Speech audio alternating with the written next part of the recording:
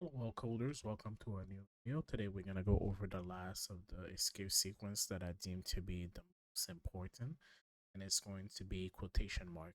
I would also like to apologize for mistake I made in the last video. I meant to say backslash, not backlash.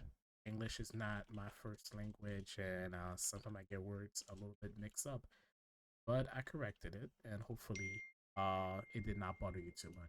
So the syntax of that is pretty simple. Basically the same thing before. And if you don't know what I mean by syntax, syntax is practically the grammatical structure of like a sentence or how you write a code.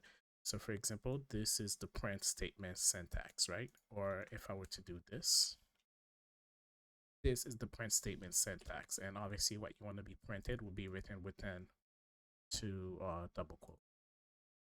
So for this, we're going to write this statement.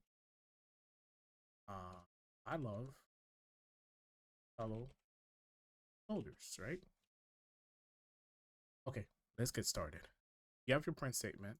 You have your double quotations right here where your print statement will be written. You're gonna write I, and obviously you want to write the backlash T and double quotation. And you also want to close the backlash T and double quotation. Hello. Then we're going to print. And as you guys can see right here, it did put the word love within double quotation mark. And that's practically it. If you enjoyed the video, you guys already know what to do. Like, comment, subscribe. Check out the full videos and previous videos. And again, once again, new video every Monday and Thursday.